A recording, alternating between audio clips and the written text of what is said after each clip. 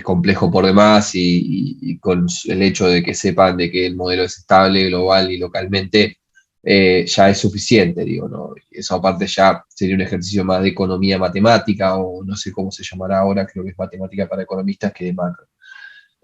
Así que vamos a simplemente del modelo, encontrar cuáles son las formas semireducidas, las ecuaciones diferenciales, el sistema ese de ecuaciones diferenciales de dos ecuaciones y dos variables endógenas.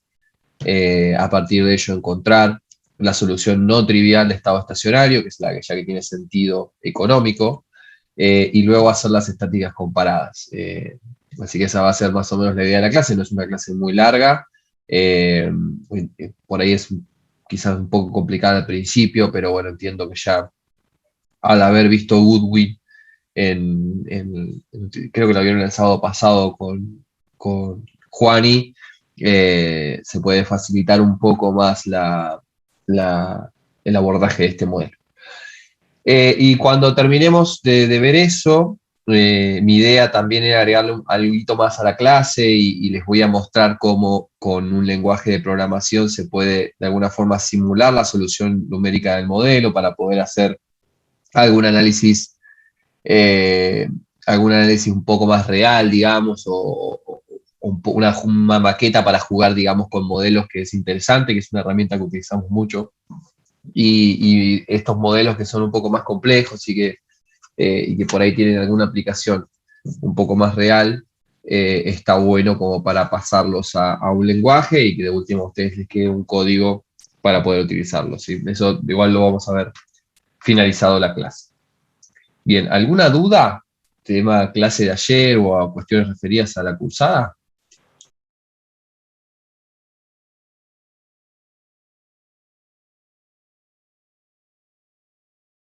Sí, profe, yo tengo una duda. Ya. Hola, profe, ¿se escucha? Sí, se escucha, se escucha. ¿Cómo Ah, andás? perfecto. Buen día. Tenía una duda, pero que estoy buscando en el texto, específicamente cuando lo dice, aguantame un toquecito.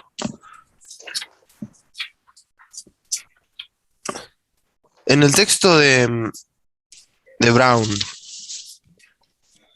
Brown y soy. eh, claro, en un momento cuando está hablando de que la recesión, producto de la devaluación, va a ayudar a mejorar las balanzas externas, dice que el grado de aumento de las exportaciones depende de la elasticidad de la demanda para aquellos productos de consumo interno que también sean exportables y del grado con que los precios internos al por menor aumenten en la misma proporción que la devolución. Supongo que dice devaluación. ¿A qué Sí, se refiere con precios internos al por menor aumenten en la misma proporción que la devaluación? a que se encarezca en términos relativos, o digamos que quede el tipo de cambio real constante. O sea, vos Claro, tenés la definición de tipo de cambio real, acordate que es precios internacionales por tipo de cambio sobre precios nacionales. En este caso son los precios de los bienes de consumo final, por lo tanto, por eso te dice al por menor, sería como los minoristas. Eh, y si aumentan en igual proporción, vos mantenés el tipo de cambio real constante. Si mantenés el tipo de cambio real constante, el poder adquisitivo, o sea, el poder adquisitivo medido en bienes exterior e interior queda constante, que es la definición de tipo de cambio real. claro, perfecto, perfecto. Gracias.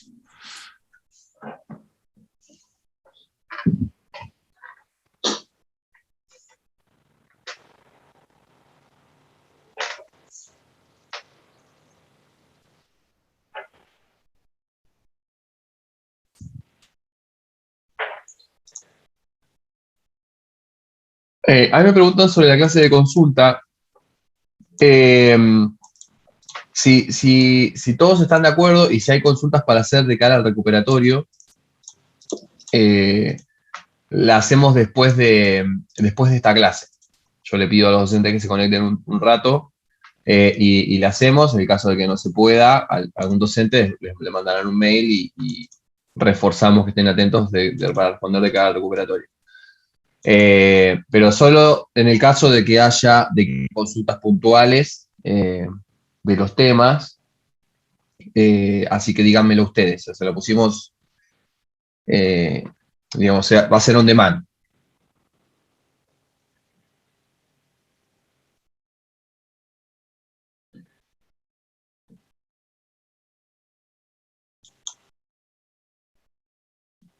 Bien.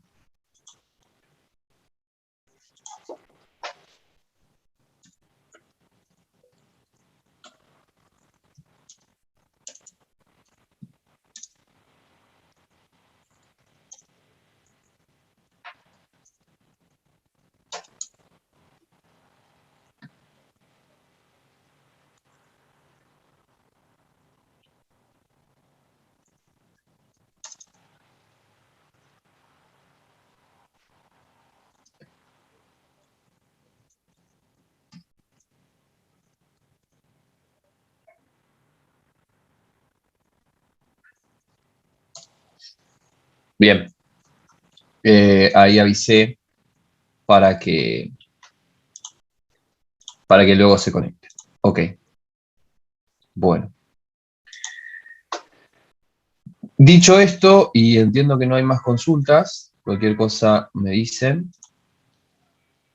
vamos a empezar. Eh,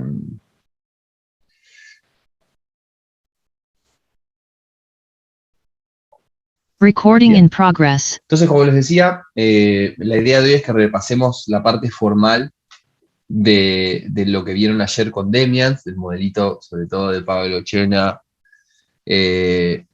Demian y Sorba, que es un modelito interesante, que es un modelito a la Goodwin y que les va a facilitar un poco el abordaje por el hecho de que ya Goodwin es un modelo que vieron en las clases anteriores, así que el modelo está basado en Goodwin, la manera de resolverlo es muy parecida.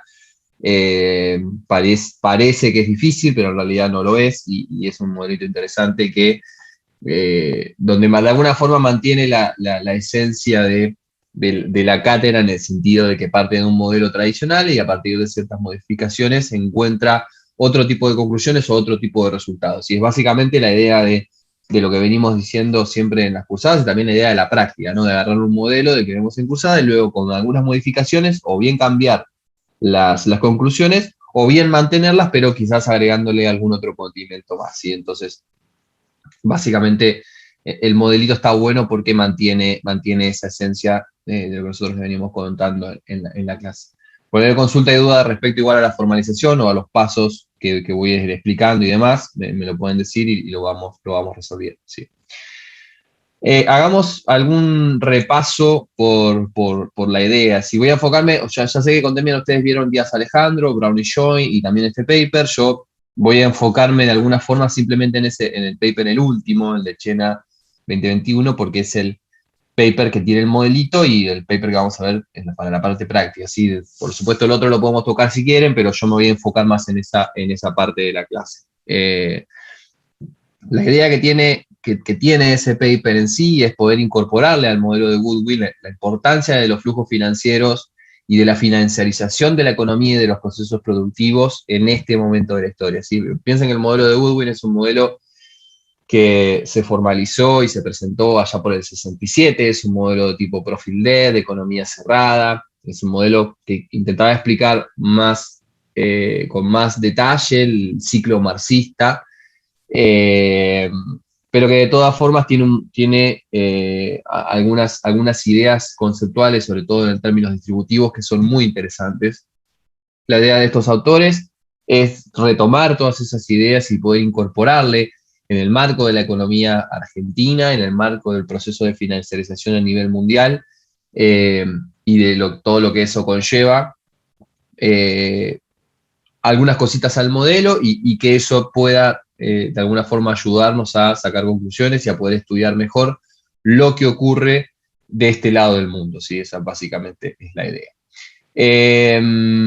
Hay algunas definiciones que da el modelo, que las podemos repasar, que básicamente la financiarización es un proceso que se caracteriza por el incremento del poder de los shareholders o de los tenedores o los acreedores financieros sobre la política macro que va a desplegar el país, y eso básicamente es algo que hoy en día y que en el 2020 nosotros lo vemos muy claramente, primero con el proceso de reestructuración de la deuda y ahora con todo lo que tiene que ver con negociaciones de multilaterales, es una realidad y de alguna forma esto se traduce, según lo que dice el paper, de alguna forma tiene la intención de explicar cierto periodo, o entender lo que sucedió en cierto periodo de la política argentina, la política económica argentina, que digamos de 2016 a 2019, donde existía un fuerte requerimiento a que la tasa interna de retorno de corto plazo sea elevada y eso de alguna forma disminuía las oportunidades de inversión real. Esto recuerden que algo vimos cuando estudiamos lo del Three Equation Model y creo que algo también del ISLM, cuando yo les mostré los gráficos de cómo se comportó la tasa Ballard, que sería la tasa de referencia, o por lo menos la que yo usaba como referencia de política económica en el tiempo del inflation targeting, ¿no? Y cómo respondía a la suba ante cualquier presión inflacionaria, y eso de alguna forma es la idea del requerimiento de una tasa real positiva que desplaza o que disminuye la inversión y eso genera un impacto negativo en el producto que enfría la economía y le pega la inversión, pero a su vez también te da muchísimo rendimiento y te engrosa la deuda por otro lado, que es un poco lo que quiere explicar el modelo.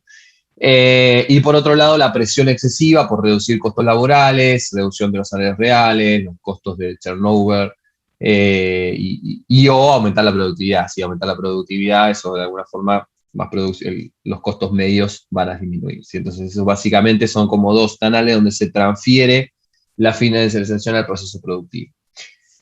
En ese marco y en ese marco conceptual que ya me imagino discutieron en profundidad o tuvieron la oportunidad de escucharlo a Demian, que fue uno de los autores intelectuales de este paper, les voy a contar un poquito cuáles son las diferencias concretas respecto del modelo de Goodwin, que es lo que luego vamos a ver en el modelo, y que intentan, con la mayor precisión posible, captar las especificidades del caso argentino. Primero que nada, es un modelo de economía abierta, a diferencia del modelo de Goodwin, que sabemos que es un modelo de economía cerrada. Es un modelo de economía abierta y los ciclos, de alguna forma, van a representar los ciclos de stop and go. ¿Sí? Por lo tanto, ya cuando escuchamos el stop and go, de alguna forma ya nos damos cuenta que lo que vamos a tener ahí es un problema con la cuenta corriente, con la balanza de pagos. ¿Sí? Recuerden, ya lo habrán visto ayer con Demian, todo lo que tiene que ver con stop and go tiene que ver con la idea del estrangulamiento externo y las consecuencias que eso lleva en el crecimiento y en el ciclo. Por otro lado, la demanda agregada va a ser de tipo wage-led. Recuerden que la demanda agregada o el proceso de crecimiento en el caso de Goodwin era profit-led, ¿sí? Entonces había un problema en que los salarios se comían a los beneficios, entonces como eso disminuía la inversión, ahí empezaba el ciclo y ahí se generaba el problema del crecimiento. En este caso vamos a tener una demanda de tipo wage-led, no de tipo profit-led, y ahora les voy a mostrar por qué de alguna manera podemos pensar que la economía argentina es de tipo wage-led. Por otro lado, la participación de los salarios en el producto, en este caso va a ser el predador, igual que el caso de Goodwin. Ahí dice predados, pero es predador. Pero ahora la presa no van a ser los beneficios, sino que va a ser la cuenta corriente. ¿Sí? Una cuenta corriente en una versión un poco más extendida, donde también vamos a incluir los intereses sobre la deuda. ¿Sí?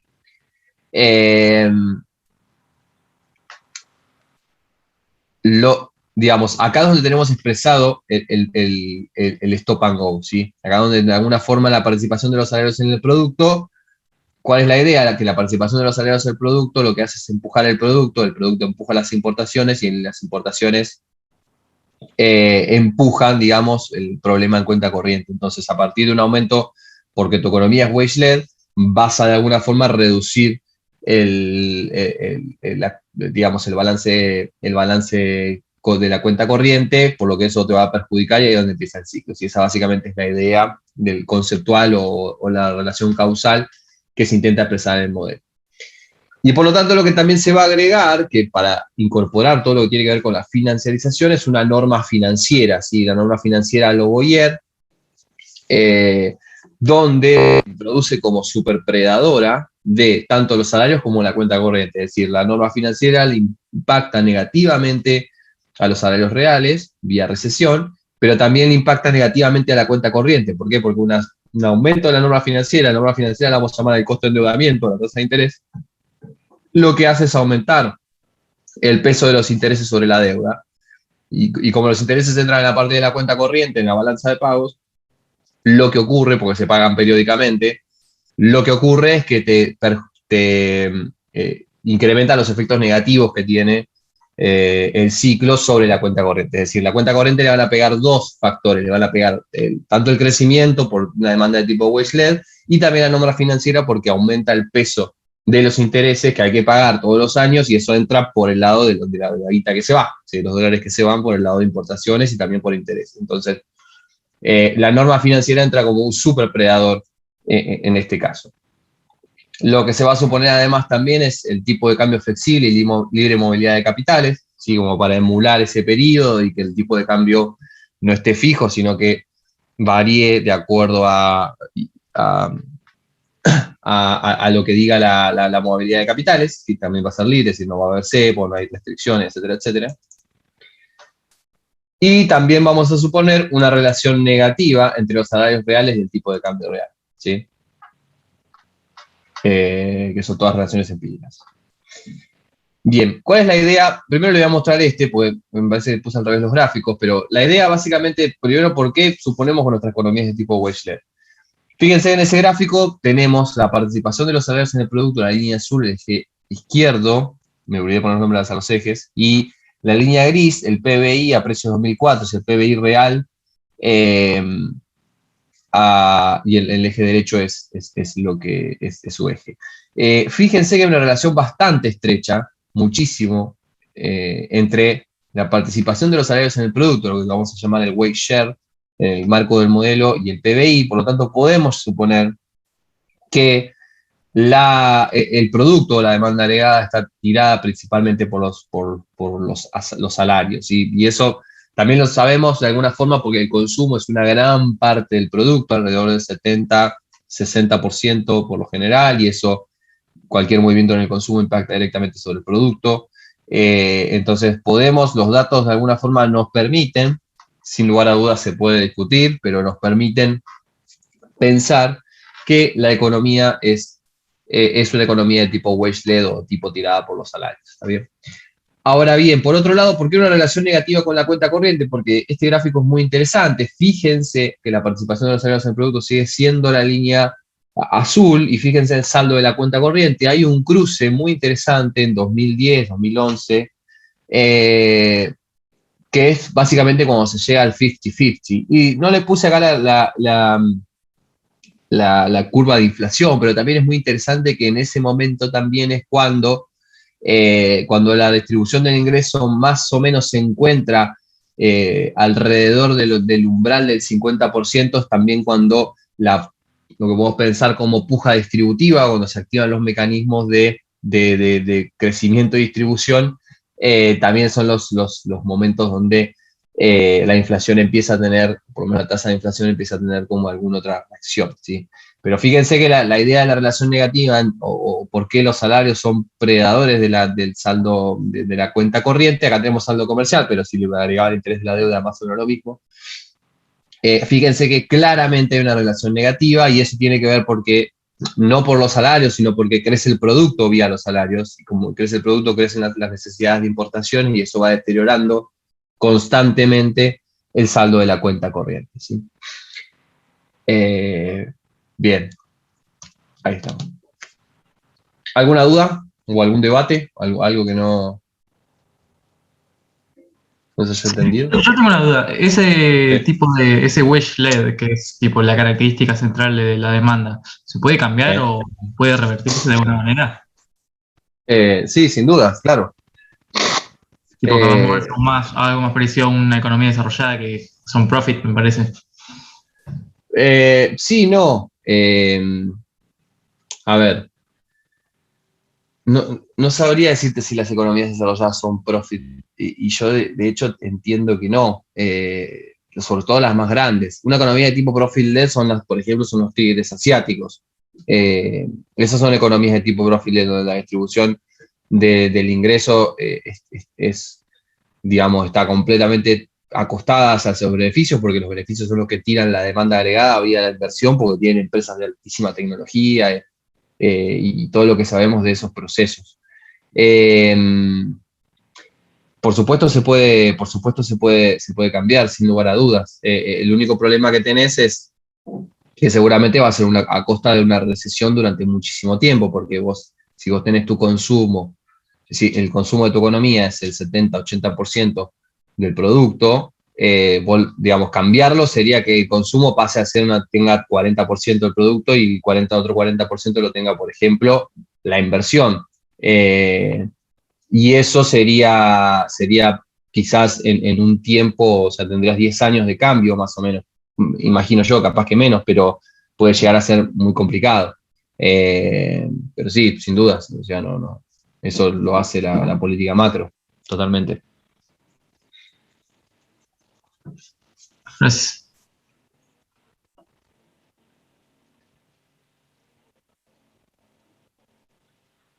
Bien, ¿alguna otra duda?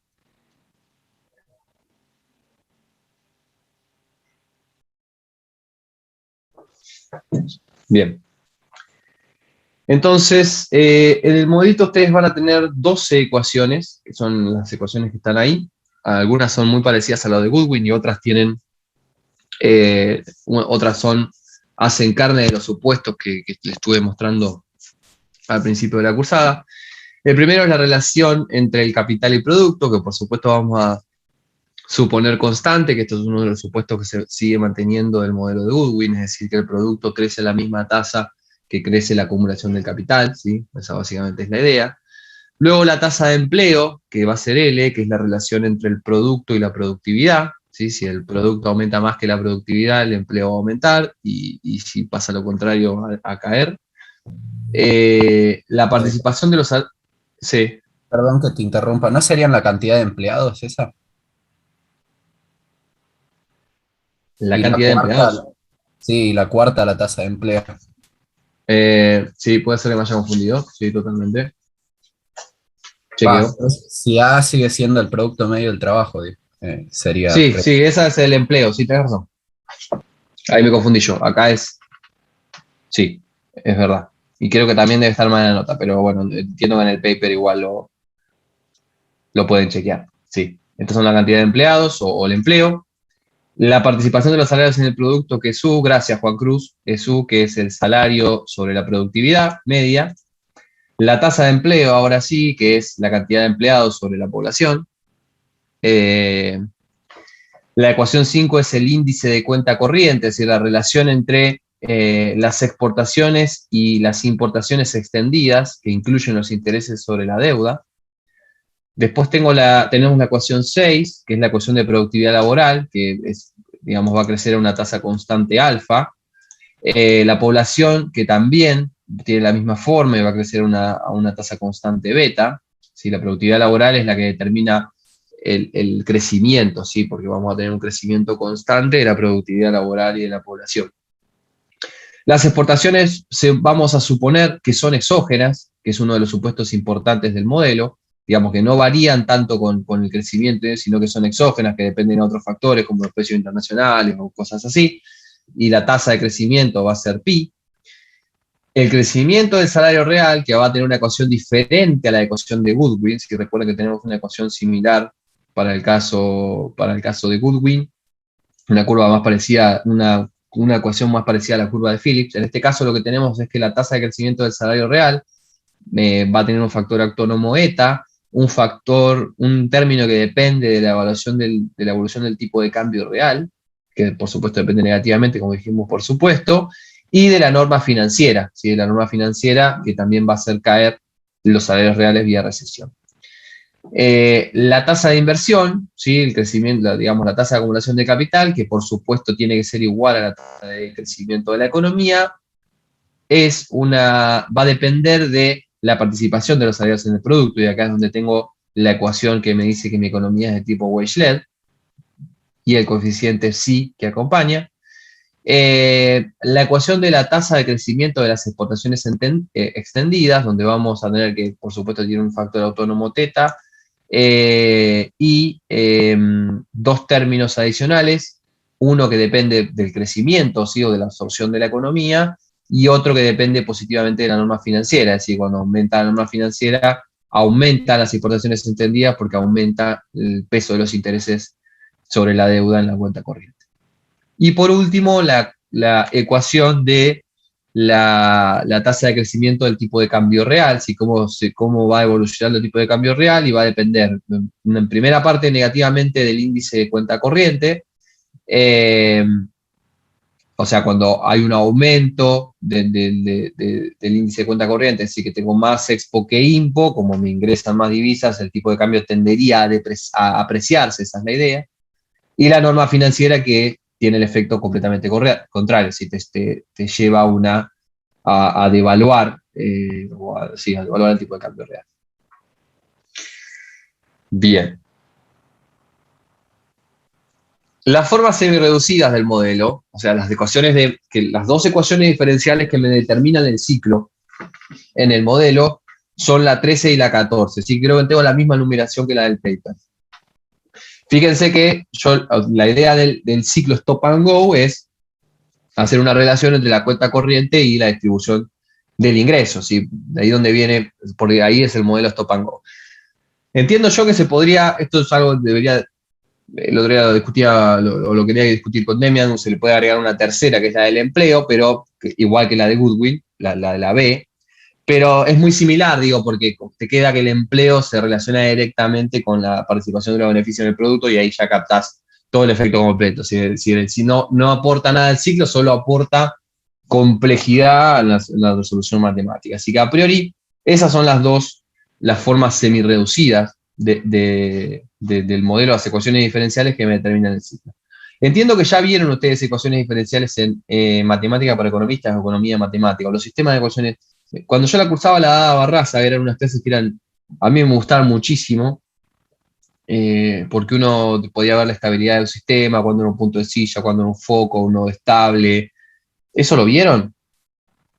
Solamente quiero saberlo, si están viendo. Sí, sí. Perfecto. Básicamente, digamos, nosotros vamos a retomar todo eso que ya vieron ustedes, y lo vamos a utilizar fundamentalmente para resolver el modelo. Entonces, 13 y 14 son estas ecuaciones, las semi-reducidas, que me determinan, que van a determinar el ciclo.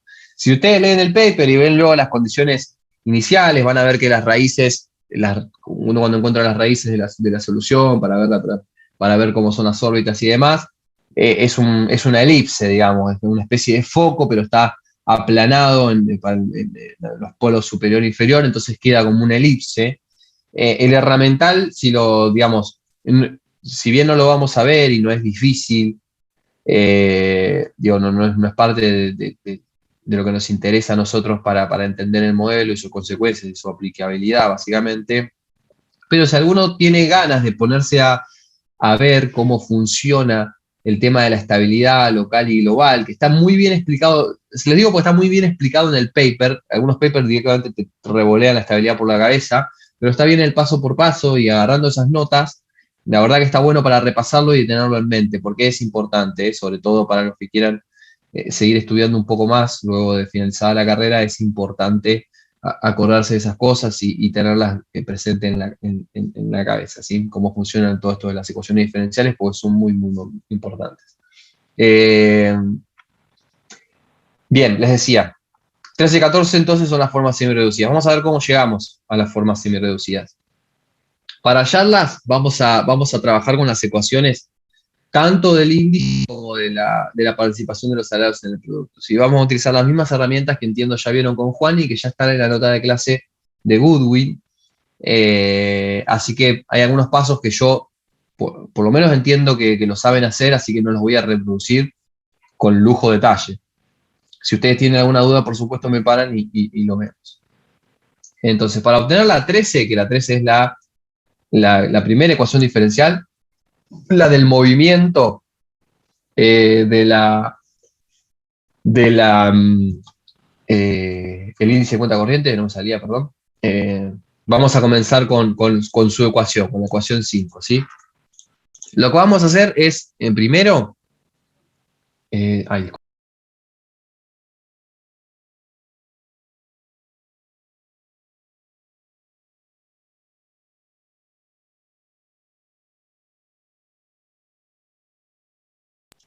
está, perdón. Lo que vamos a hacer primero es aplicar logaritmos y diferenciar con respecto al tiempo. Esto lo vamos a hacer siempre para encontrar como, digamos, la ecuación en nivel la vamos a pasar a tasa, ¿sí? A tasa de crecimiento. Esto es muy sencillo, si ustedes aplican el logaritmo y diferencian con respecto al tiempo, van a obtener esto que tenemos acá. ¿Sí? Entiendo que esto ya es algo que por la nota de clase de Goodwin ustedes saben cómo se hace. Si no lo entienden, por favor me lo dicen y lo vemos, pero entiendo que esto es sencillo y ya lo pueden hacer. Entonces nos queda de esta manera. Lo que nos falta entonces es encontrar expresiones para poder reemplazar acá si es que las hay y encontrar finalmente la ecuación de movimiento del índice de cuenta corriente. Esta sabemos que tenemos una ecuación, ¿sí? La ecuación 11 del modelo, ¿me fui? Sí. La ecuación 11 del modelo es la ecuación de movimiento de las importaciones extendidas, entonces de alguna forma yo ya puedo reemplazarlo ahí. Lo único que me va a quedar es encontrar una ecuación de movimiento para las exportaciones que yo no la tengo, simplemente tengo una ecuación de exportaciones que me dice cómo crece. Para ello entonces lo que hago es agarrar la ecuación 8, aplicar el logaritmo y diferenciar con respecto al tiempo, ¿sí? Para encontrar su ecuación de movimiento. Y como yo sé, por supuesto que las exportaciones crecen en una tasa constante, cuando yo aplico el logaritmo y diferencio con respecto al tiempo 8, encuentro cuál es esa tasa constante y esa tasa constante es pi, ¿sí?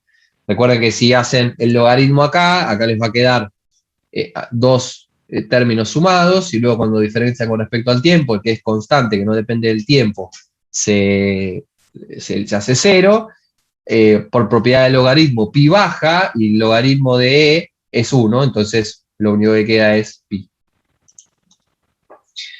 Si reemplazamos entonces 8' y 11 en la ecuación 5' que teníamos acá, lo que nos queda es 5'', ¿sí? Donde tenemos la tasa de crecimiento de las Expo, la tasa de crecimiento autónoma de las Impo, la parte que depende del crecimiento y la parte que depende de la norma financiera. Ahora también lo que sé es que... una consulta, ¿no sería menos en la regla, en la norma financiera? Sí, puede ser que haya un error. Sí, porque yo tengo más, y acá es un menos, totalmente. Sí. Corríjanlo luego. Acá es un menos. Y lo mismo va a ser acá abajo. Y luego, lo que me queda reemplazar es la ecuación de la tasa de crecimiento, que yo ya la tengo. La tasa de crecimiento es la ecuación 10, que me dice que el crecimiento es de tipo Wechsler. Y ahí lo que hago es reemplazar psi por u. ¿Sí? Si yo reordeno un poquito esto, lo que voy a obtener entonces es la ecuación 13. ¿Sí? Fíjense que si yo paso esto para allá y hago los manejes que tengo que hacer ahí, voy a encontrar esta ecuación. Fíjense que acá está todo restando, así que ahí tiene razón el compañero y es un menos. ¿Sí? ¿Se entendió entonces cómo encontré la ecuación? Es sencillo. ¿Sí? Recuerden, el modelo de Goodwin es lo mismo. El modelo de Goodwin ustedes tienen que encontrar una ecuación de movimiento para el empleo y una ecuación de movimiento para la participación de los salarios en el producto. Lo que hacen es comenzar por esas dos ecuaciones, diferenciar con respecto al tiempo y luego ir viendo qué les falta reemplazar, la convierten en tasa y ahí van llegando. Sí, ese básicamente es el modus operandi de cómo se resuelve este modelo, o básicamente todos los modelos del sistema de ecuaciones simultáneas, pero diferencial. ¿Dudas?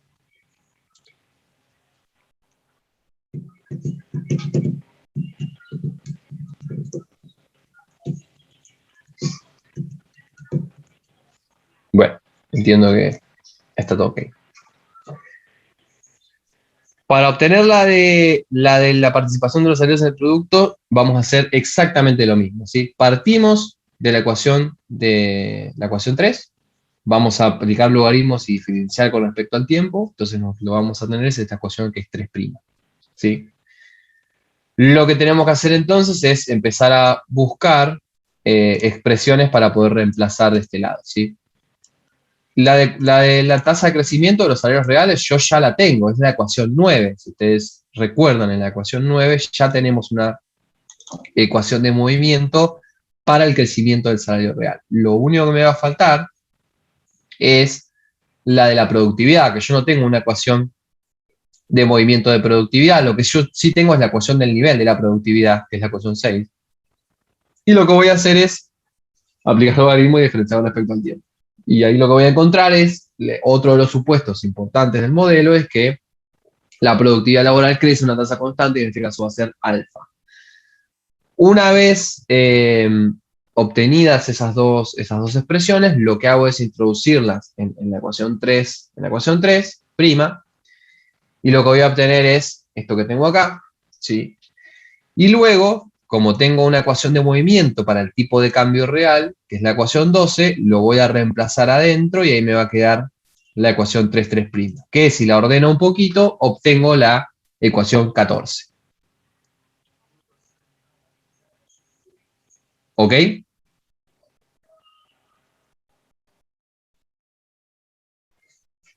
¿Me siguieron hasta ahí?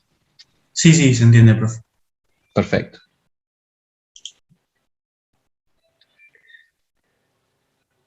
Bien. El equilibrio de estado estacionario no trivial, ¿sí? O, digamos, yo ahora tengo las ecuaciones de las formas semireducidas, ¿sí? Tanto para la cuenta corriente como para la participación de los salarios en el producto. Ahora,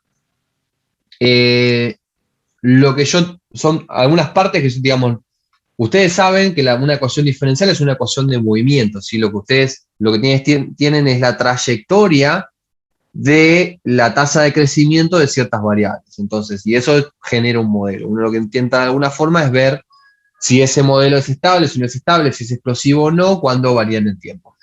Hay algunas partes que necesitamos encontrar para ver si ese modelo es estable o no, o cómo se mueve el sistema. Una de ellas es el equilibrio de estado estacionario, es decir, si existen algunos puntos concretos de esas variables que hacen que la tasa de crecimiento sea cero, es decir, no es que la variable se haga cero, sino que el crecimiento sea cero, es el punto estacionario, donde la variable no crece, ¿sí? Entonces, esos son los puntos estacionarios.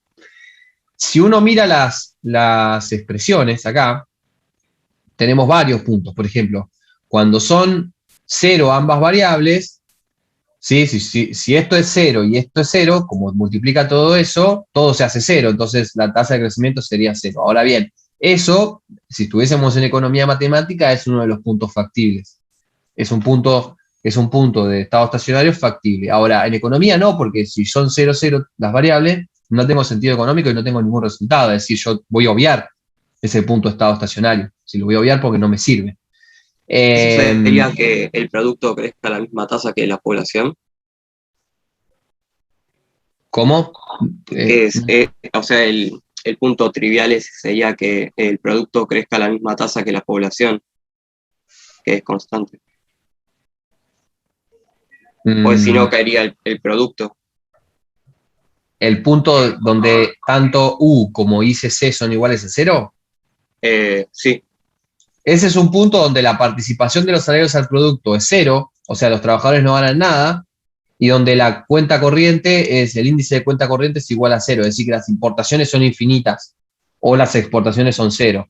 Es un punto que no es factible en términos económicos. Ok. ¿Se entiende? O sea, en el marco de me parece que ese punto es el punto de Goodwin el que vos decís. Ah, no lo había pensado así, pero puede ser.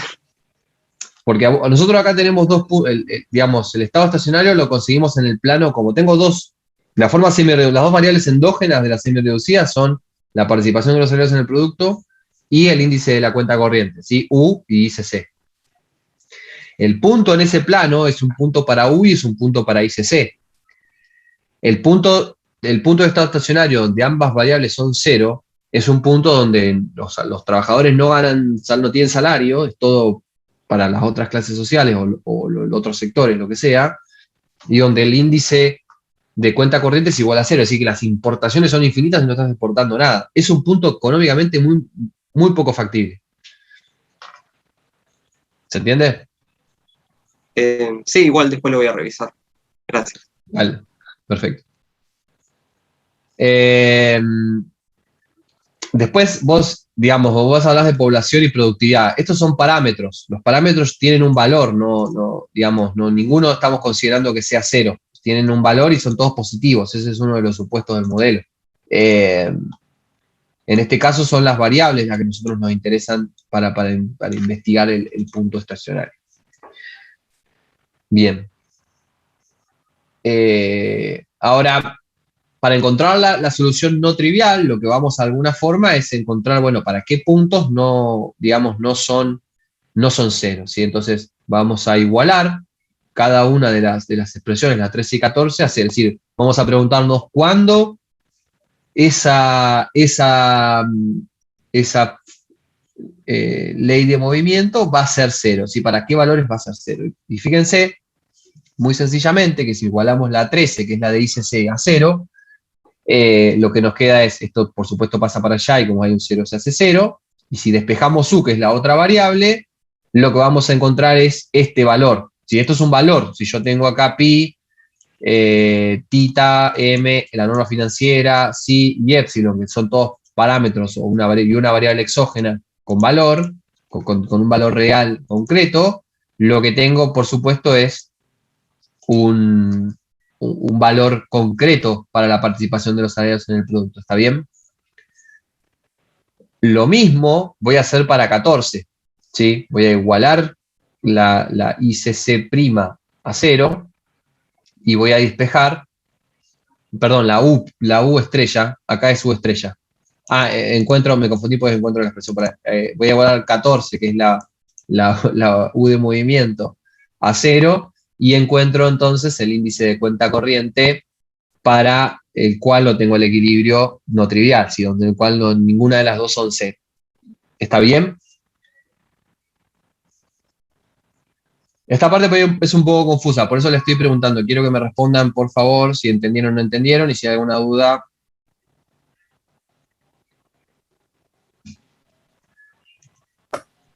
Yo particularmente sí, pro.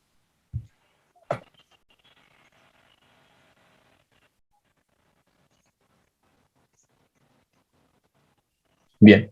Sí, yo también. Perfecto.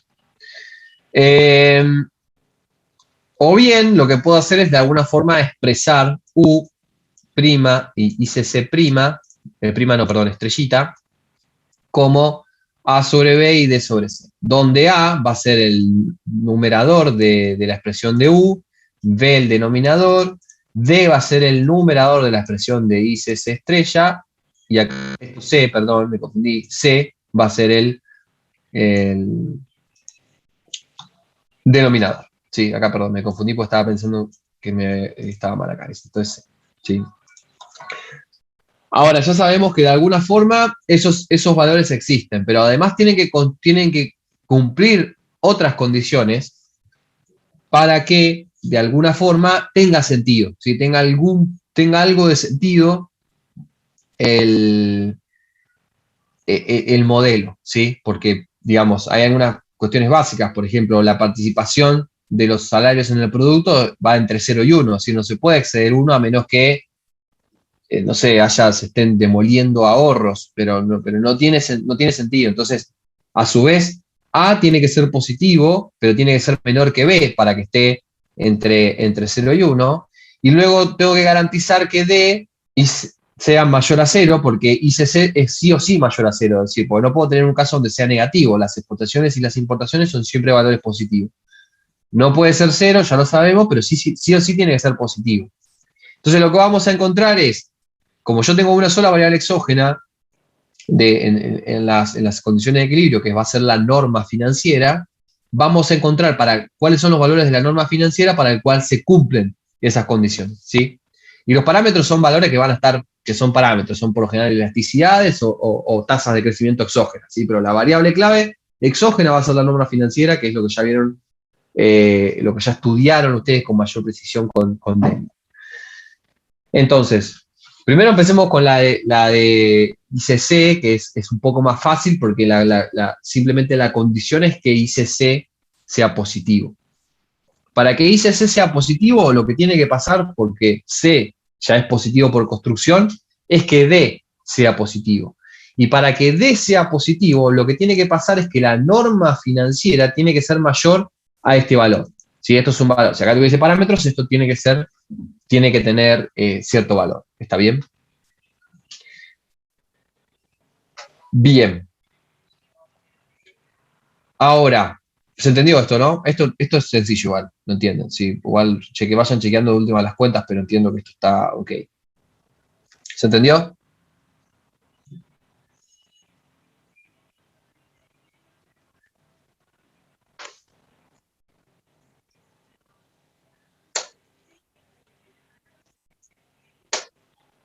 Sí, profe. Bien, gracias. Para la segunda condición, que es la de la participación de los salarios en el producto, yo sé que tiene que ser positiva, pero no solamente tiene que ser positiva, sino tiene que estar entre 0 y 1. ¿Sí? Por lo tanto, A debe cumplir dos condiciones. Tiene que cumplir la condición de ser positiva y tiene que cumplir la condición de ser menor a la condición de B. ¿Sí? Entonces, en primer lugar, tiene que cumplir esta condición. ¿Sí? Tiene donde A, que es esto que está acá, tiene que ser mayor a 0. Si yo despejo, lo que me queda es que R tiene que ser menor a esto que está acá, ¿sí? Para que sea mayor a 0. Y por otro lado, lo que tiene que cumplir es que A tiene que ser menor a B, ¿sí? Para que quede entre 0 y 1. Y ahí lo que tiene que cumplir, si ustedes hacen los despejes, es que R tiene que ser mayor a esto. ¿Ok?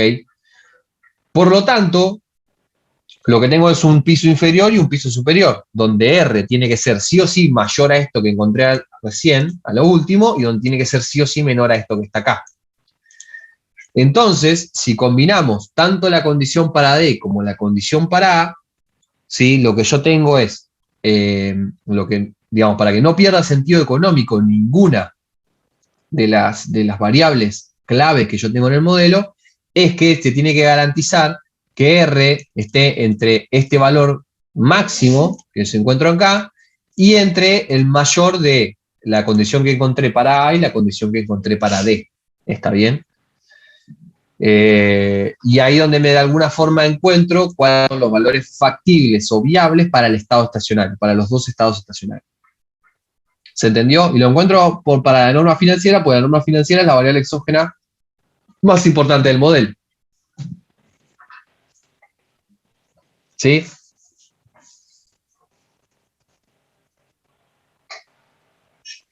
Sí, se entendió. ¿Se entendió? Bien. Y finalmente, una vez que yo tengo las derivadas parciales, esto entiendo que ya lo vieron ayer con Demian, lo que nos queda es tomar las derivadas parciales. Las derivadas parciales las tomamos sobre el estado estacionario, ¿sí? Cuando analizamos una sobre la otra, los resultados los tenemos que analizar. Por ejemplo, el primer resultado, digamos, si yo tomo la derivada de la condición de equilibrio de U con respecto a la norma financiera, es una derivada parcial, ¿sí? Es la derivada de esa condición de equilibrio, y ahí da negativa. Y da negativa porque también estoy suponiendo que la otra se mantiene constante, se mantiene en cero, porque son derivadas parciales, ¿está bien? Entonces las conclusiones, por lo general, las tienen que sacar en torno a esa idea de la otra se mantiene constante. Entonces, ¿por qué? ¿Se acuerdan por qué la participación de los salarios en el producto caía cuando aumentaba la norma financiera en este caso?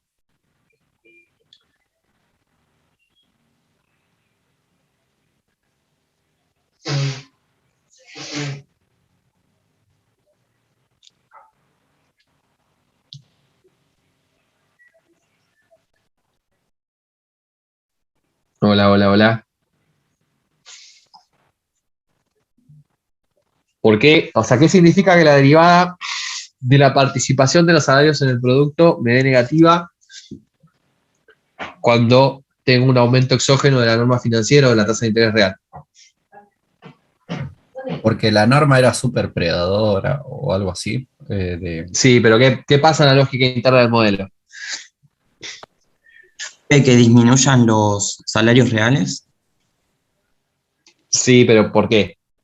¿Qué está pasando? ¿No estaría generando presión a la devaluación si aumenta la norma financiera? Eh, sí, piensa en lo siguiente. Yo tengo que, digamos, a mí me cae el estado estacionario, o sea, el estado estacionario se mueve hacia abajo, pero manteniendo constante ICC. Si ICC tiene que permanecer constante. Y la norma financiera aumenta. Lo que ocurre es que cuando aumenta la norma financiera, eso va a aumentar también el peso de interés sobre la deuda. Y yo tengo que mantener ICC constante. Para mantener ICC constante, entonces lo que tengo que hacer es bajar o sea, me induce a bajar las importaciones, porque yo tengo que mantener el ICC en estado estacionario, pues es una derivada parcial. El aumento de la norma financiera aumenta el peso de la deuda, me induce a reducir las importaciones, eso me hace caer el crecimiento y eso me hace caer los salarios. ¿Sí? ¿Por qué? Porque yo tengo que mantener, porque me aumenta mucho el peso de la deuda, entonces tengo que sí o sí, para mantener constante ICC, reducir las importaciones. Si reduzco las importaciones me cae el producto porque es un insumo clave que yo necesito para producir y por lo tanto tiene que caer la participación de los salarios en el producto. ¿Sí? Por el otro lado, me dice que la derivada tiene signo de la ICC, tiene signo positiva, tiene signo positivo. ¿Por qué tiene signo positivo? A ver.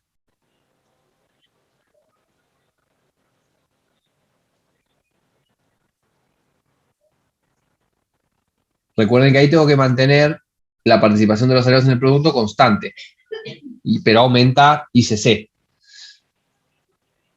cuando aumenta la norma financiera.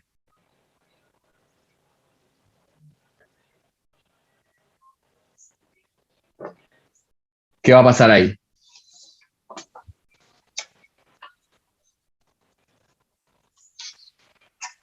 A ver si hay algún valiente.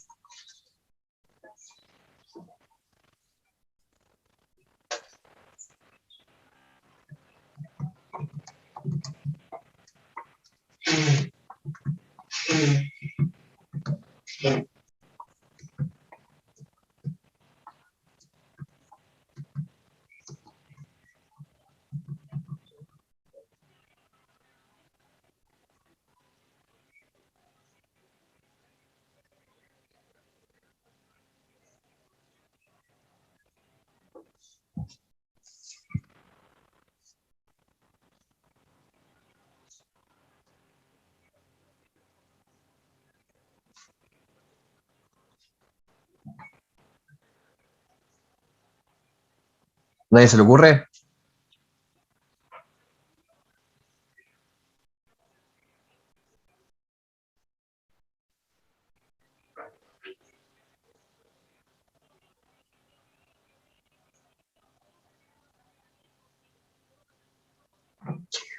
Bien.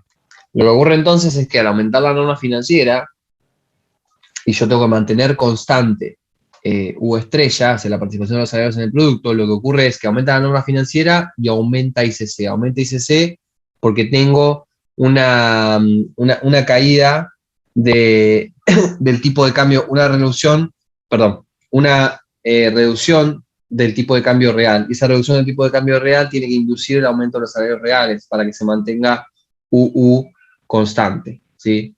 Entonces, de ahí es esa estática comparada, ¿sí?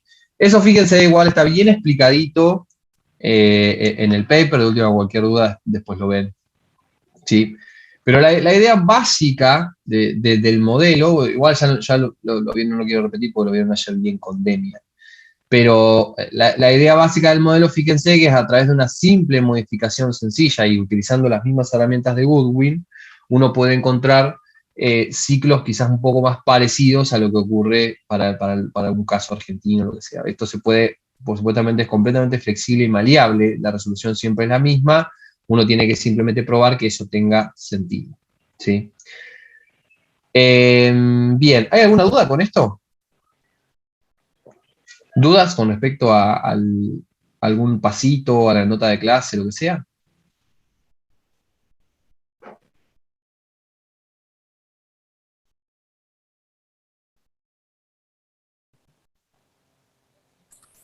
Hola, profe, buen día. ¿Qué tal, Clara? ¿Cómo andas? Todo bien. Una pregunta, entonces, lo de R, o sea, planteamos los límites, pero no los resolvemos, era lo que vos dijiste. O sea, quedamos en... ¿Dónde está?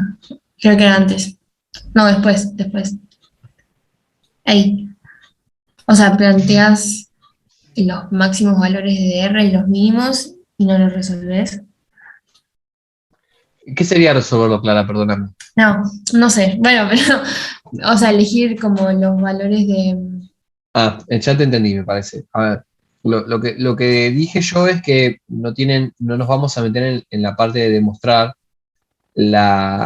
digamos que esos puntos estacionarios que encontramos son local y globalmente estables. Eso es lo que dije. Lo que Ok. solamente le vamos a pedir es que encuentren esos puntos estacionarios que tienen sentido económico. Y a partir de ahí hacer estadísticas comparadas. Bien. Pero no decir si es estable o no, porque uno recuerda de matemática para economistas o economía matemática, no sé qué tuvieron, recuerdan que uno encontraba los estados estacionarios. Luego tenía que ver si esos estados estacionarios eran estables o no, para ver si el sistema divergía o convergía. Bueno, esa parte no la vamos a ver. Lo que sí vamos a ver es encontrar los estados estacionarios, que son como los puntos de equilibrio o las formas reducidas. Ok, ¿Sí? sí. Y después no entendí, no me quedó muy claro la explicación de la derivada de ICC con respecto a R, porque es positiva la explicación. Ok. Es positiva porque, digamos, recordá que es una derivada parcial, ¿no? Como es una derivada parcial, aumenta una, pero tiene que mantenerse ceteris paribus todo lo otro. Entonces te generas un contrabalance para de alguna forma mantenerla así. ¿Sí? Como en el caso anterior, lo que pasaba era que tenía que disminuir las exportaciones, disminuir las impos para bajar el crecimiento y de esa forma mantener constante ICC. Lo que ocurre acá es que tiene que haber movimientos tales que mantengas constante U, ¿sí? Que es la participación de los salarios en el producto. Si recordás, a ver, ICC, donde tengo las ecuaciones, me perdí. Tengo la de movimiento, pará.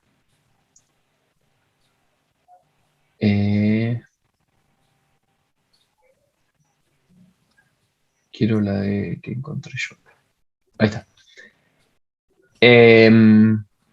ICC depende de la norma financiera y depende de U, ¿sí? Y lo que ocurre acá es que esto es positivo porque aumenta la norma financiera y esto tiene que darte constante. ¿Cómo te queda constante? Vamos a la de U. Ay, bueno,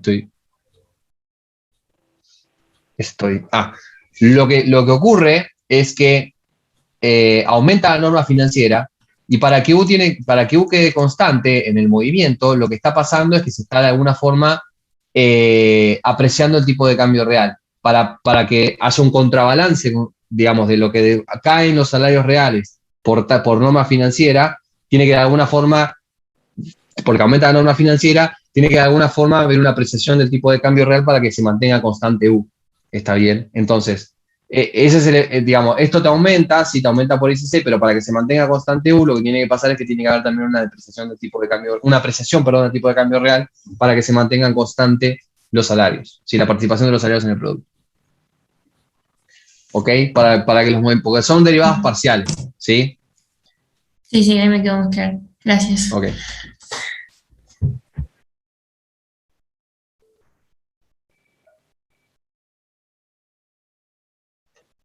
Bien, ¿alguna otra duda?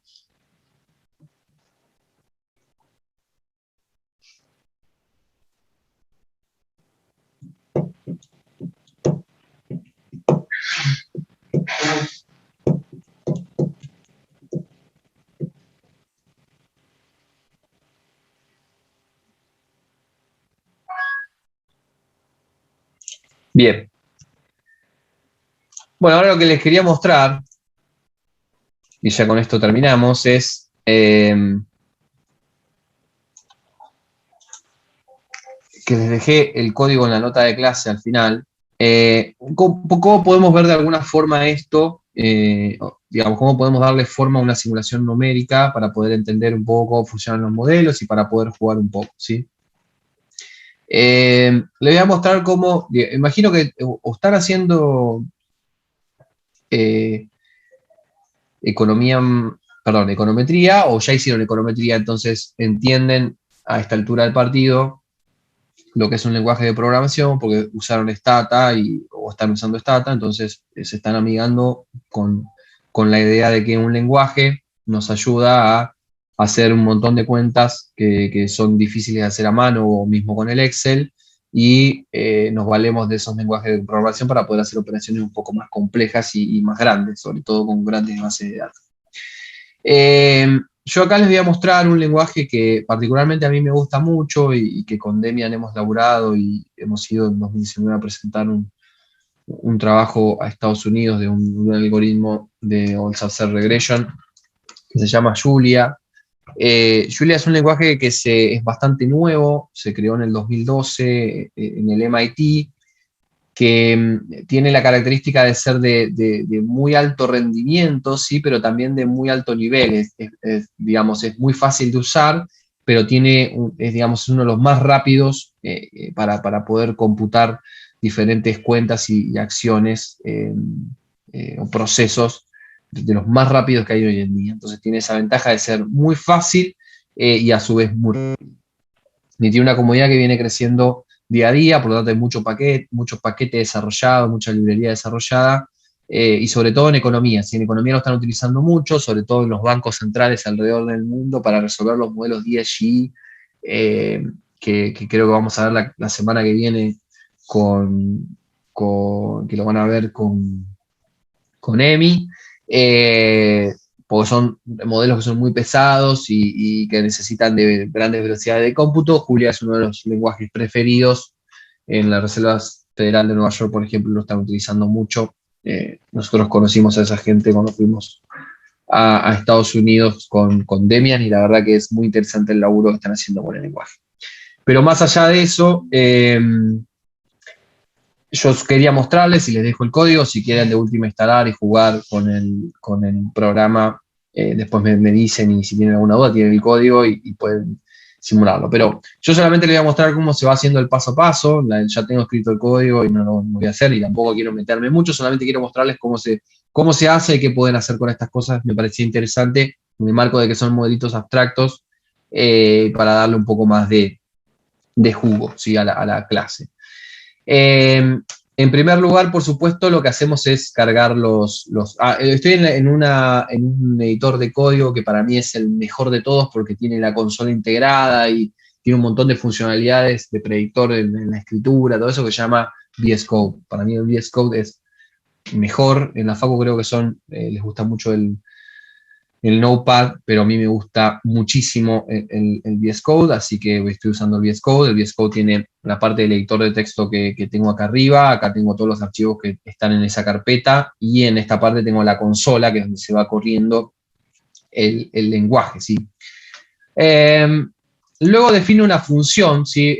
Digamos, cargué los paquetes. Hay un paquete muy interesante desarrollado que es el de ecuaciones diferenciales, donde tiene todas las herramientas para poder resolver de manera, con unas funciones muy, muy sencillas, las ecuaciones diferenciales de cualquier ecuación diferencial.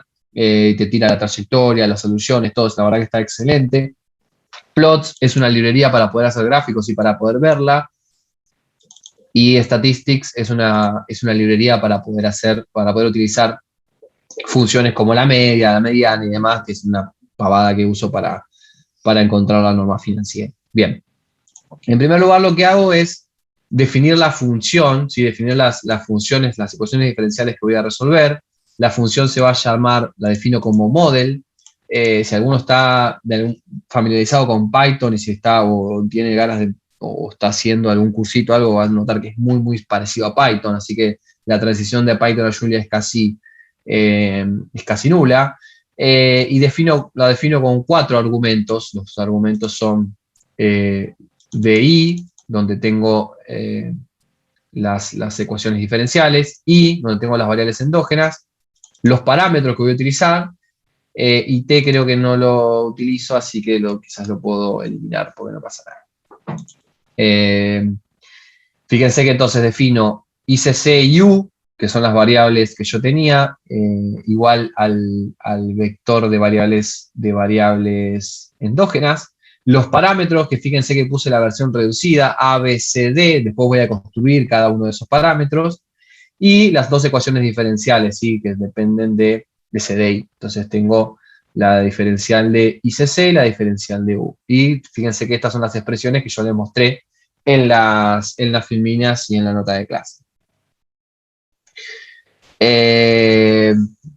Bien, entonces ahí corremos y ya tengo la función general. Ahora esta es la parte de calibración de los parámetros, ¿sí? Donde voy a, de alguna forma, darle valores a los parámetros. Ahí fíjense que tienen los parámetros y un valor. Esto es completamente trivial, más o menos lo hice a ojo pensando más o menos cómo son esos parámetros en Argentina. Por supuesto eso no es correcto, habría que hacer la econometría, ver cuáles son y demás, pero a priori para jugar, y también se pueden hacer luego diferentes soluciones cuando cambian esos parámetros y ver si encuentra solución factible o no, si el modelo es estable o no. Bueno, nada, es una configuración paramétrica que armé yo. Beta es el parámetro de crecimiento autónomo de las exportaciones. Tita es el de las importaciones. Fíjense que también está bueno del editor. No solamente veo los resultados en consola, sino también me tira como el resultado al lado del comando, entonces quizás yo hasta no necesitaría tener la consola abierta, ya veo al lado el resultado, y si tiene un error también me lo tiran en el código, así que eso es muy, muy interesante.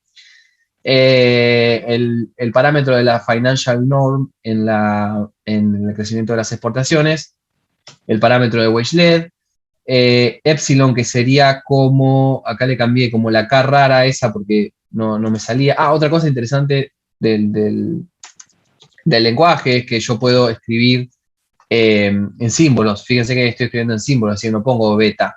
Yo agarro y pongo barra beta, por ejemplo, y me escribe, barra beta y me escribe beta. ¿Sí? Entonces está muy bueno porque realmente para hacer código es interesante, no tenés que andar escribiendo grandes. Uno por lo general cuando escribe beta, pero acá simplemente con esta barra ya podemos resumir y el código queda mucho más resumido y es mucho más canchero. Es algo no sé si agrega mucho, pero es interesante.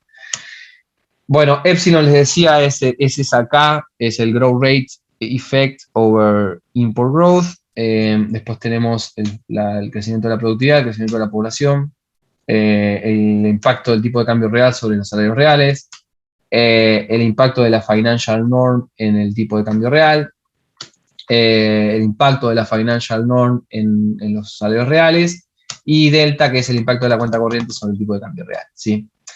Entonces, una vez que yo tengo los parámetros con valores y ya corrido en el código, lo que voy a hacer es ver los bounds de la financial norm, es decir, ver si encuentro digamos, los límites de R que sean factibles y que sean lógicos en el marco de lo que yo estoy pensando. Entonces, fíjense, el Rmin me da algo pasó acá. Creo que toqueteé algo que no tenía que toquetear. Esperen,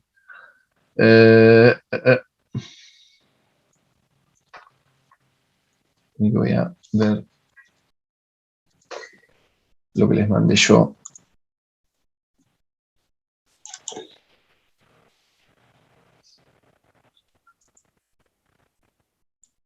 Puede ser que haya tocado algo.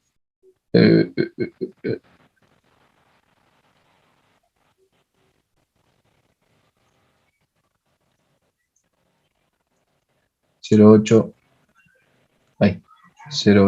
041, 0107, 085, 02.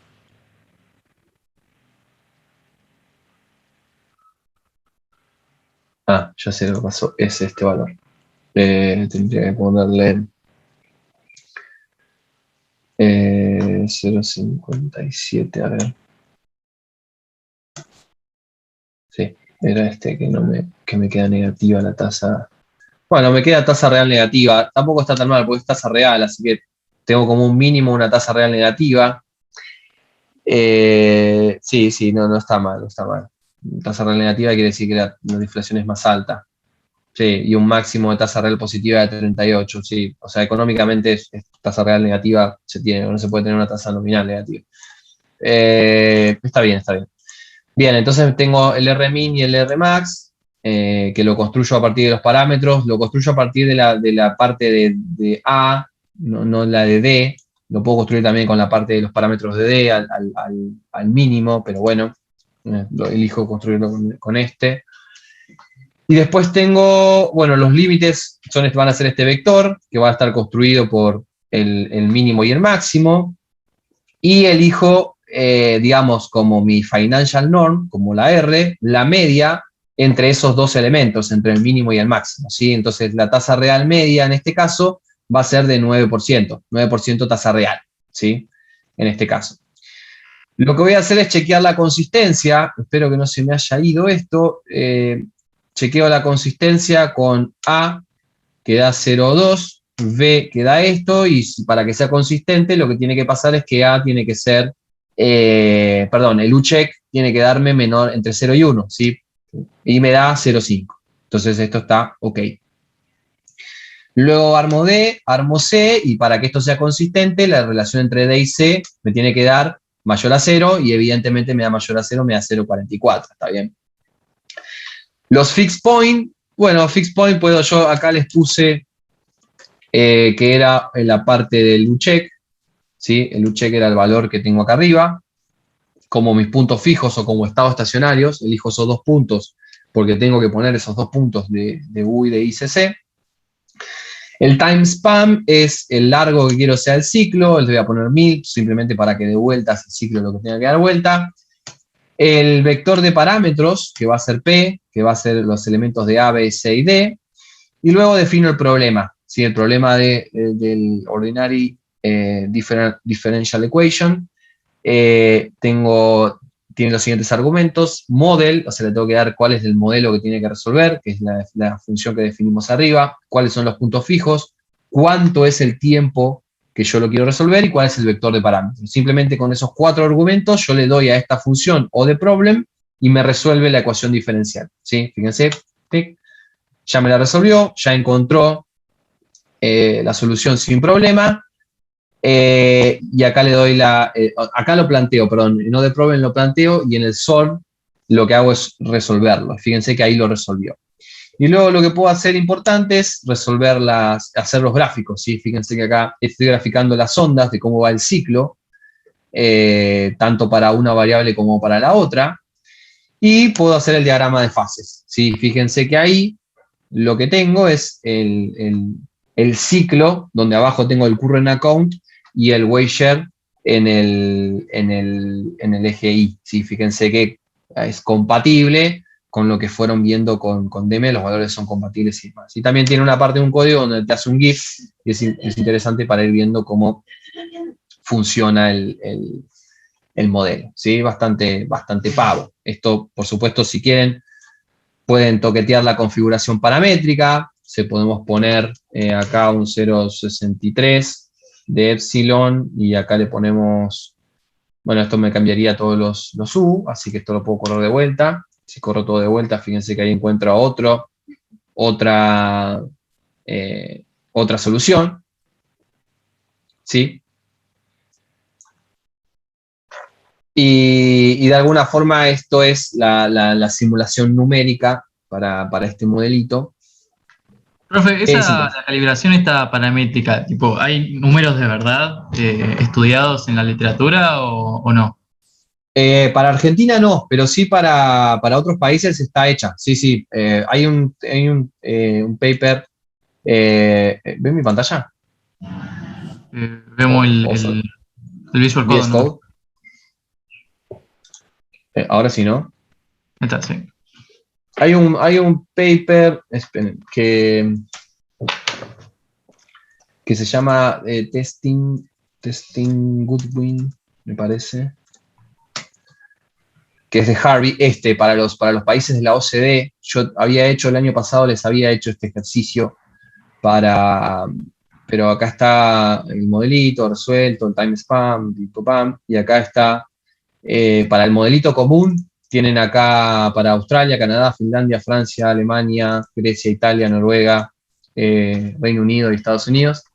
Tienen por ejemplo, el U y la B, y después se encuentra la configuración paramétrica mediante un análisis de regresión, acá, alfa, beta, tita, acá los encuentra, la longitud del ciclo, y acá les explica un poco cómo estimó todo, ¿sí? Acá tiene todo estimado, pero sí, acá están los parámetros, digamos. Y este es uno, después había otro, esto está bueno de Google Scholar, que ustedes pueden ver acá artículos relacionados, o citado por, entonces quién lo cita y ves para adelante. Este era, justo está acá. Testing a Goodwill Model with General Capital Accumulation Rate. Este es otro que hace un testeo para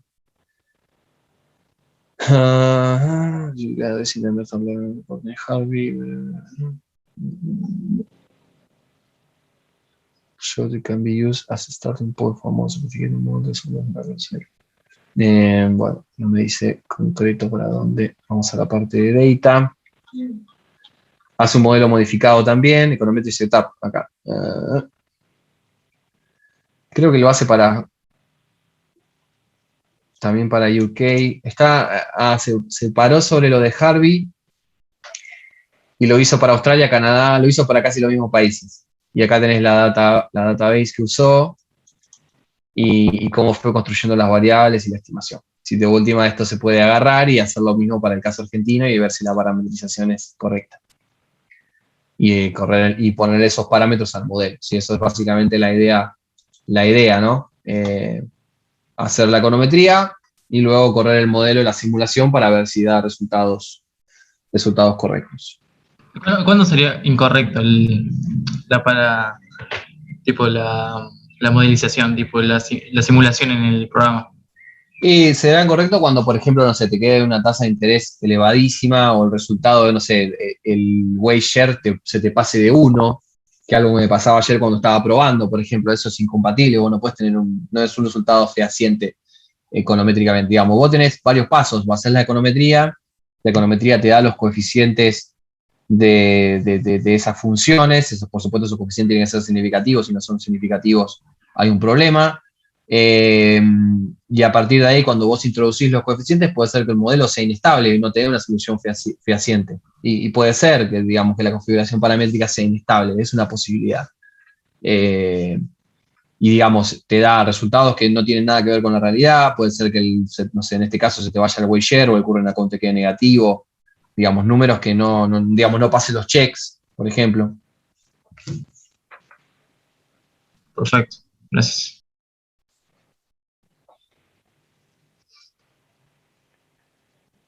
Bien, yo entonces los dejo igual, les dejé el código, también se lo subí en el archivo plano. De última, si ustedes quieren hacer algo, y si les interesa, yo después les puedo decir cómo hacerlo. Pero bueno, a priori solamente quería mostrarles, no es algo que tienen que hacerlo sí o sí. ¿Okay?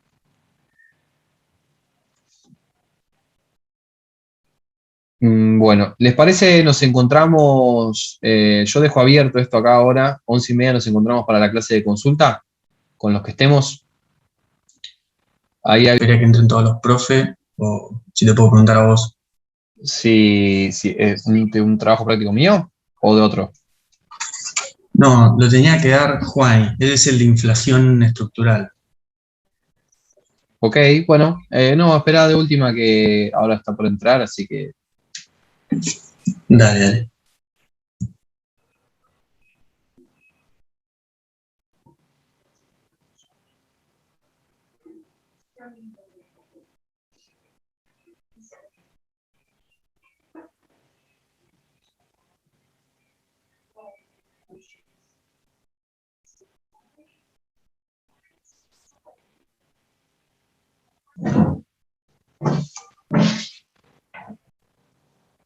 Está silenciado.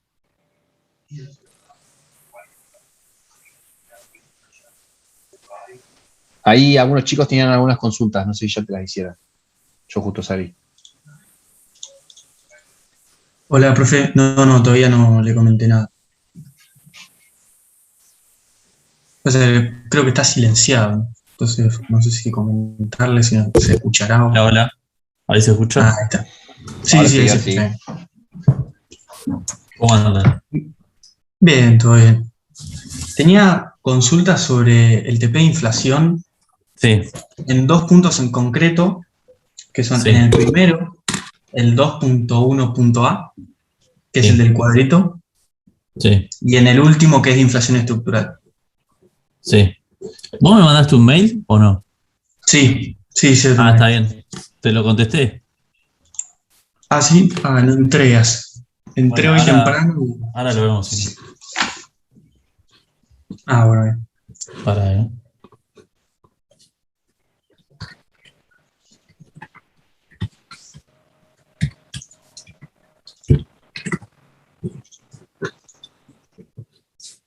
Ah, sí. No, ahora te lo contesto. Te lo escribí, no te lo mandé. Ahora te lo mando todo. Pablo, ¿no? Sí, sí. Te mandé Sí. ayer a la noche, creo A que la fue noche. durante la clase. Sí, pues estaba volviendo. Lo vi cuando estaba llegando a casa. Así que, sí, quédate. Ahora yo te contesto. Lo tengo todo acá. Buenísimo, buenísimo. Sí, te lo iba a mandar todo. ¿Son esos 2 puntos nomás? Y son los que me costaron entender. Creo que el de inflación estructural, el primero, la verdad, no tengo ni idea cómo hacerlo. Me dejó medio pedaleando. Pero el último, que es el de inflación estructural, tenía una intuición de por dónde arrancar, pero no estaba muy seguro. Bueno, ahora te mando la Sí, resolución no quería hacerlo. Igual, profe, hola. Si puedes mandarle todo, genial. Y Pablo, si puedes después compartirlo. Sí, Sí, o de última sí. lo subo al campus. Si lo tiene. Bueno, vale, genial. Bueno, mil No hay gracias. problema. En últimas, profe, si tenés justo a mano el mail, si querés, mandámelo y yo lo paso al grupo de WhatsApp. Dale. Sí, genial. Ahora ya se los mando. Joya, gracias.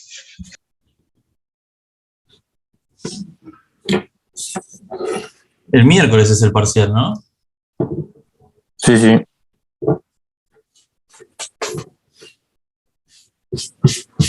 Bien.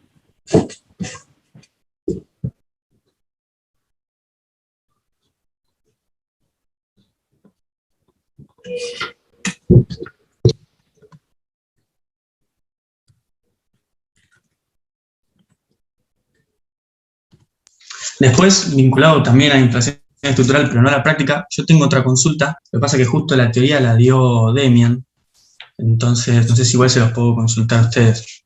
Sí, no era. No sé si lo puedo contestar.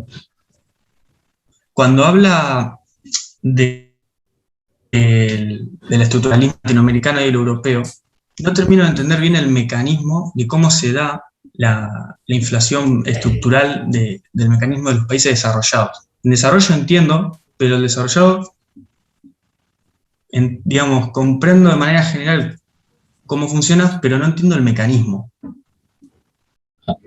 En realidad, el mecanismo es similar. La diferencia es que quizá acá se hace más. Se hace hincapié en la cuestión de que uno es agrícola y el otro es manufacturero, pero vos pensalo, allá se pone el énfasis en la explicación en la diferencia de productividades. Que hay 2 sectores con 2 productividades distintas y de qué manera de qué manera eso se transforma se puede llegar a transformar en una dinámica inflacionaria con la dinámica de salarios.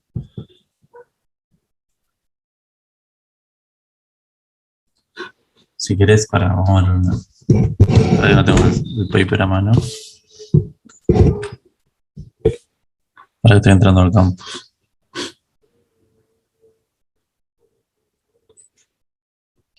Pablo, ¿cuál sería la duda concreta igual? Porque no la entiendo. Yo para no ver todo el modelo de vuelta, pero... Sí, justo estaba buscando en el... O sea, no resumen entiendo que tengo. la idea, pues, digo, Sí. la manera de transferirse los mecanismos es la misma. La única diferencia que tenés es el shock, que es diferente. Pero Sí, es lo mismo. Justo ahí estaba abriendo el PDF donde tengo un resumen donde explica eso para traer la duda en concreto. Pero no me acuerdo exactamente y no quiero preguntar algo que no es. Bien.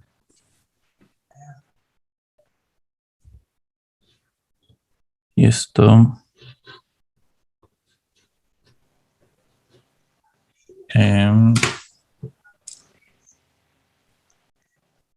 Inflación.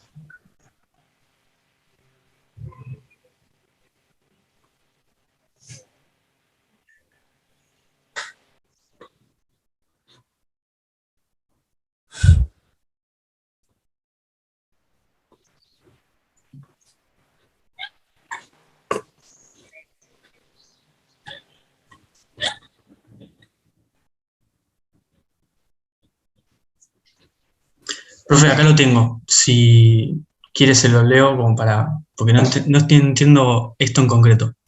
Dice, en las economías desarrolladas existen diferencias en las tasas de crecimiento de la productividad de distintos sectores. Generalmente la tasa de crecimiento de la productividad es mayor en los sectores industriales que de servicios. Por lo tanto, el aumento en los salarios relativos de los sectores industriales atrae mano de obra hacia ellos. Por otro lado, el nuevo nivel de producción de los sectores industriales no se vende a los precios vigentes, y a esos precios los sectores productores de servicios se verían ante escasez de trabajo. Si los precios son inflexibles a la baja, un nuevo equilibrio requiere el alza de los precios en servicios. Esa parte no entiendo. ¿A qué se refiere con que no se vende a los precios vigentes? ¿Y por qué afectaría al sector de servicios? Porque vos tenés un sector expuesto a los precios externos y otro no. Esos son los precios vigentes. Y en ese marco, si los vendés a los precios expuestos en el sentido competitivo, digamos, si no tenés un sector que no está expuesto y que encima tenés movimiento de mano de obra hacia el otro lado, porque los salarios son más altos, lo que te queda para vos poder garantizar que no haya variación en el precio relativo es que los precios suban del otro lado, porque si no, no los podés, no hay manera de que sobreviva el sector. Entonces, de esa forma, ecualizás artificialmente productividades y precios, y ahí empieza y ahí es donde está el shock de inflación, digamos. Acordate que acá tenés dos sectores, como uno que compite y el otro no. Claro. Entonces, por eso, digamos, el salario tiene que subir, entonces la tasa de salario tiene que tener el mismo crecimiento en ambos sectores para que se mantenga competitivo. Y por eso, y como es baja la productividad de los servicios, por eso aumentan los costos más rápido ahí que en el industrial. Sí. Bien, entonces ya entendí, sí. ¿Y la inflación se da por esa diferencia de costos? Por la diferencia de productividades. Ah, bien. Bien. Que es lo mismo. Claro. Perfecto, listo, ya me quedó claro. Gracias.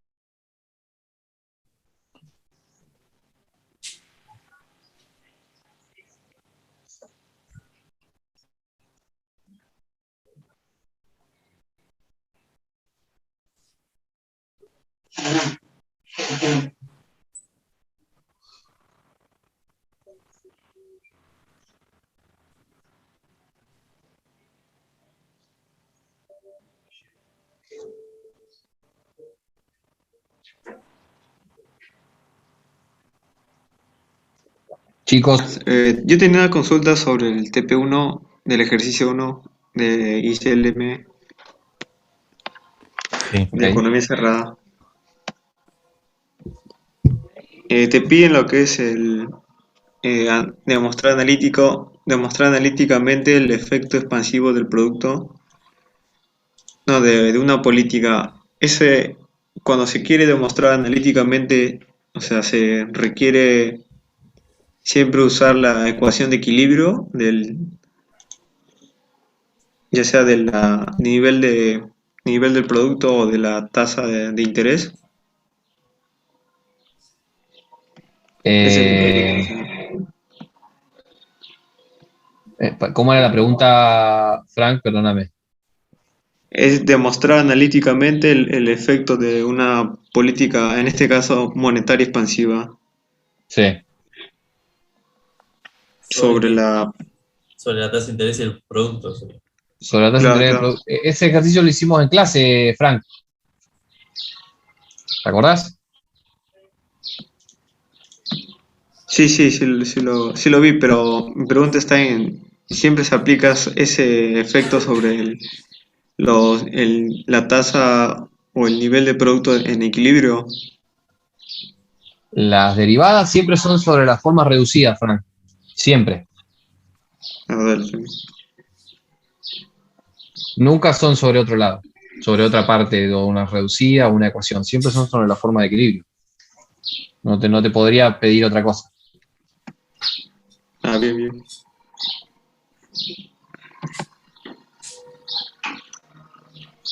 Yo me acordé una consulta en particular es sobre un parámetro, sobre el significado de un parámetro en el modelo de oferta de dinero endógena. Sí.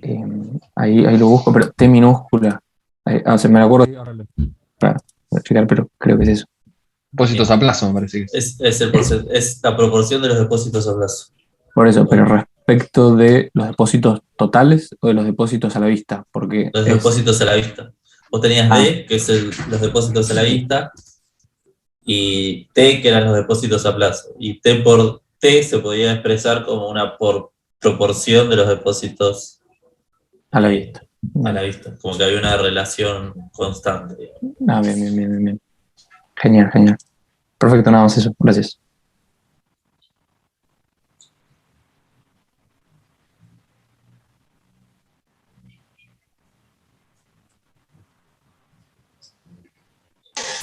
A mí me quedó la duda todavía con la pregunta que hizo Pablo del tema de inflación estructural.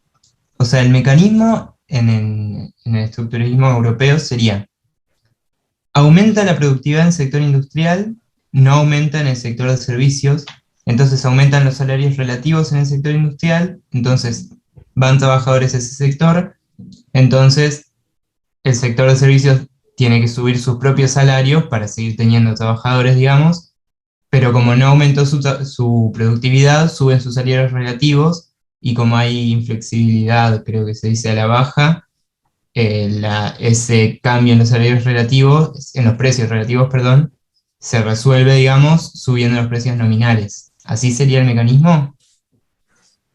Sí. Perfecto. Exacto. ¿Y ahí dónde interviene el hecho de que el sector industrial tenga que competir con el sector externo, digamos? No, es que tiene más productividad. Y que tiene más productividad. Todo radica en la diferencia de productividad, claro. Perfecto, gracias. Incluso lo podés ver o sea, una extensión puede ser que si externamente, o sea, por mercados internacionales le sube el precio, indirectamente le está subiendo la productividad marginal del trabajo.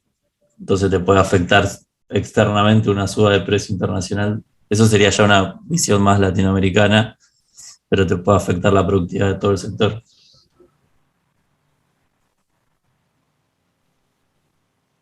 Claro, o sea, lo del sector externo entra en ese mecanismo por el lado de que aumente la productividad del sector industrial. Claro, te hace que sea el sector más dinámico, un poco a simple vista. O sea, lo primero que te dice es que sea el que compite internacionalmente, es que es el sector más dinámico, con más dinamismo en la productividad. Perfecto, muchas gracias.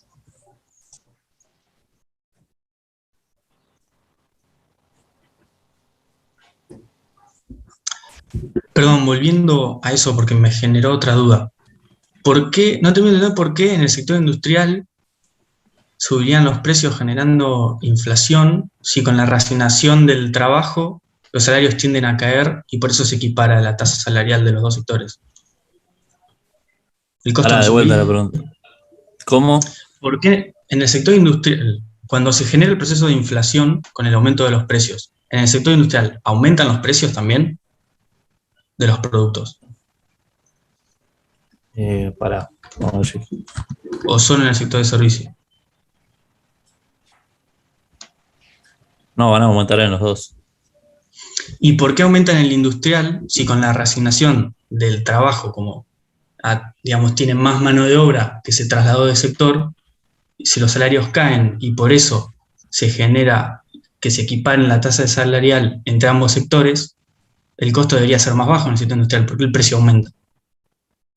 Para que lo chequeo en la ecuación.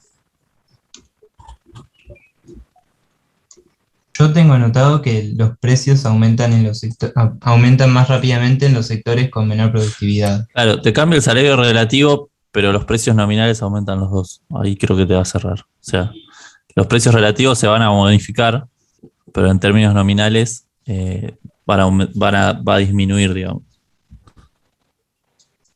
Claro, O sí. sea, Claro, está bien. si vos lo ves en Digamos, términos reales, va a haber un cambio de precio. O sea, uno va a bajar respecto al otro, pero nominalmente cambian los dos. Suben los dos. bien.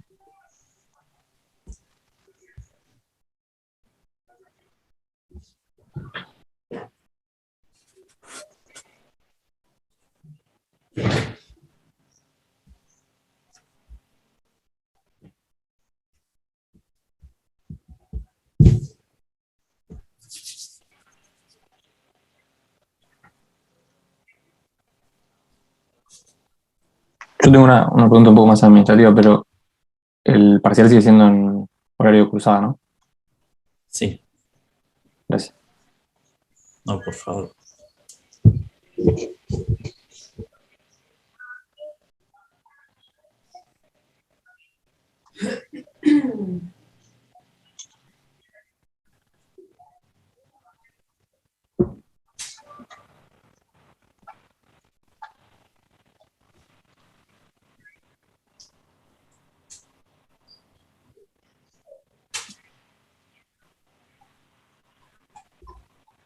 Profe, profe, Sí. en el recuperatorio, si no sabemos una pregunta, por ejemplo, dejamos en blanco. No ponemos, no sé, certeza baja, no. Dejamos en blanco, listo, y dejamos pasar. Gracias. Claro. Para que no reste, va. Sí, en el parcial anterior también tenían la opción, la saltean. Eso lo pueden hacer. Gracias.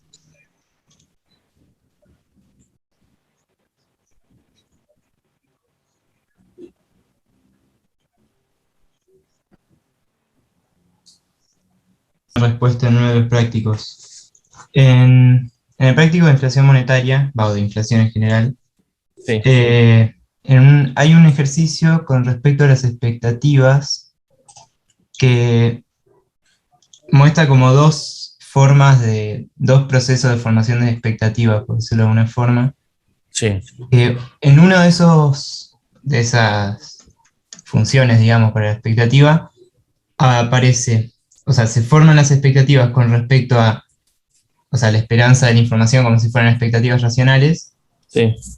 y se le suma un término, una variable aleatoria que tiene esperanza igual 0. Las expectativas siguen siendo racionales porque en promedio no se cometen errores.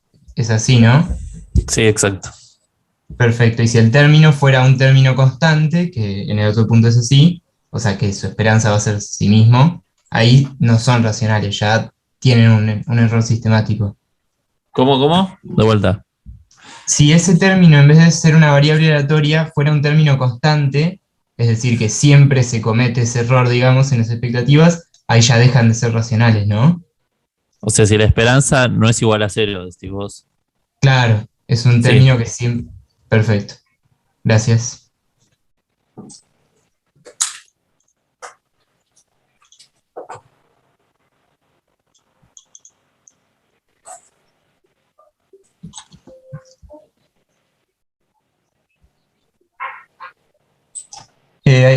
Un alumno hizo una pregunta en el chat, no sé si la pueden ver. A ver. A ver.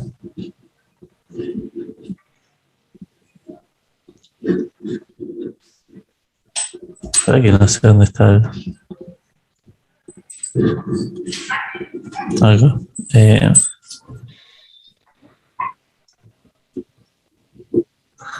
No sé a qué te referís con la otra variable.